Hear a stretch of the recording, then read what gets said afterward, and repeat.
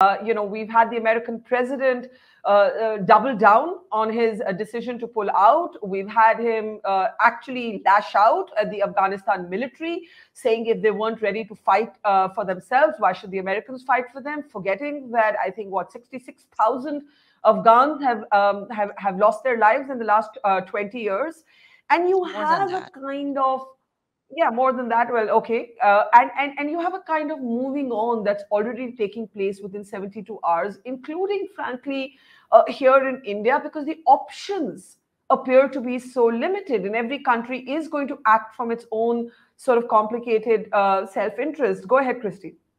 Yeah, so I'm not a fan of these tropes of Afghanistan as the graveyard of empires. Each of these regimes had different interests and different strategies that they use in Afghanistan. And actually Talis did the math. Afghanistan has actually been conquered something like a dozen times. But why is that a measure that's interesting? Let's talk about what happened to the ANA. What President Biden said last night angered me to my core. Why did the ANA collapse? Well, first of all, the training that the Americans and our partners gave to the ANA was shambolic. It changed in 6-month cycles. It was delivered through contractors.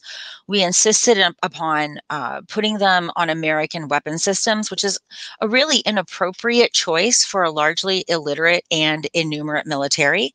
The Afghans do not have any sort of air support. The Americans had been providing that. The Afghans don't have casualty evacuation. They don't even have basic hazardous environment first aid. So if they get shot, they're basically thrown into the back of a Hilux and they bleed out before they can get help. Also, the Afghans are not, they're losing, prior to this debacle, they were losing about 40 soldiers a day. Right. So how can we expect the Afghans to fight under those circumstances? Also, the Taliban were targeting their families. This is just ridiculous to expect the ANA to have been suicide operators. Second, the idea that Biden targeted Afghans' political leadership is really beyond the pale, because most people don't understand that the Americans foisted upon Afghanistan a political process that was always intended to produce unstable and illegitimate leadership. We can begin looking at the way the Constitution was devised, the acquiescence to Karzai that political parties not be allowed to function. But I don't think people understand the deleterious consequences of the single non-transferable vote. You will have, for example, in the district of Kabul, you'll have something like 700 people contesting the 30, I believe it's 33 seats. So the person that won that seat in 2014 did that with single digits of the electorate. This is not a system that would ever produce a consensus leader. And this isn't the Afghans' fault. This is the situation that the Americans foisted upon them because we wanted a system where we could control the Afghan government. And I'm just going to say in passing, the other story that gets told repeatedly to Americans is that we've spent 2.3 trillion and the Afghans are so corrupt. Well, newsflash, the vast majority of that 2.3 trillion came back to the United States economy in contractor fees.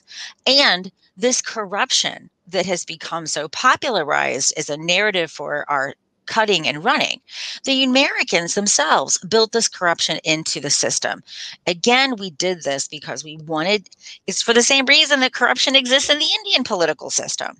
You want to be able to, or any system, right? For any system, right? In our system, it's regularized through lobbyists, right? Yeah. So, but we took advantage of this situation and we built it. And for President Biden to then turn around and say, the Afghans aren't standing up, the Afghans have to do this, when we gave them tools that were precisely intended to produce these outcomes, is beyond acceptable to me.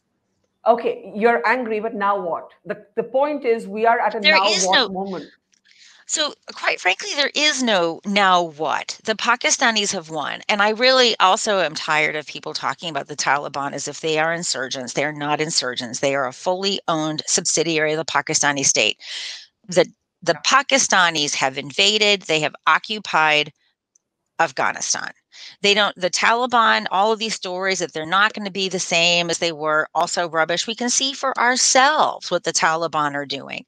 They don't need international legitimacy. They don't want it, because what do they have? They have the Chinese. So, I'm never an optimist. I don't think I've ever said anything optimistic about this situation, in part because no one ever wanted to deal over the last 20 years with the real problem. That was Pakistan. It was Pakistan, Pakistan, Pakistan, coupled with our own duplicity and incompetence. So look, going forward, Yeah, and I mean, thank you for saying that, because I do think that we are pretending as if this is something that we can still calibrate our way through.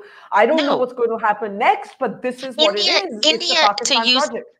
to Sorry. use a technical term, India is screwed.